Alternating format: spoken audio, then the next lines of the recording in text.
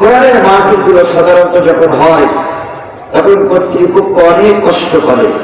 এই মাহফিলটা করতে গিয়ে প্রায় 1 মাস কষ্ট করতেছে, মেহনত করেছে, বাড়ি বাড়ি টাকা কালেকশন করেছে। কিন্তু এবছর মাহফিল এত বেশি, আগে আমাদের অতিথি বলছিলেন মাহফিলের এত বেশি যে মাহফিল কর্তৃপক্ষ হিমশিম খেয়ে যাচ্ছে খরচের টাকাটা ম্যানেজ করতে। যুবকেরাও তাই, যুবকেরা বারবার বলতেছে হুজুর এবছর মাহফিল করে মনে হয় ঋণ হয়ে যেতে হবে। এই কোরআনের মাহফিল করে যদি যুবকেরা ঋণগ্রস্ত হয়, এটা কি ভালো লক্ষণ না খারাপ লক্ষণ? এটা মুসলিম দেশ, মুসলমানদের দেশে যুবকেরা কোরআনের মাহফিল থেকে ঋণী থাকবে, এটা আমরা মেনে নিতে পারি না।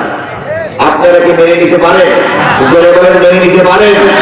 যদি বছর কোরআনের মাহফিল এখানে বন্ধ হয়, আগামী বছর হয়তো কিছু ছেলে দিয়ে টার্গেট করে যে গত বছর বড় করে কোরআনের মাহফিল দিয়েছিলাম 50,000 টাকা ঘাটতি, এবছর তোরা কোরআনের মাহফিল দিয়ে আমরা এসে গান দেই, দেখি কারা দিতে যায়। এখন একদল যুবক বেরিয়ে যাত্রা গান দেখে নাকি আপনারা চান? যদি কোরআনের মাহফিল দিয়ে টাকা করে ওই যুবকেরা গান বাজনা করে, তার জন্য কিন্তু আজকের এই হাজার হাজার মুসলমান আমরা সবাই যাই। এই জন্য যুবকেরা যাতে কোরআনের মাহফিলে থাকে, এই জন্য যুবকদের হাতকে শক্তিশালী করার জন্য 20 টাকার নিচে আসবো না, আজকে 20 টাকার নিচে আসার সুযোগ নেই।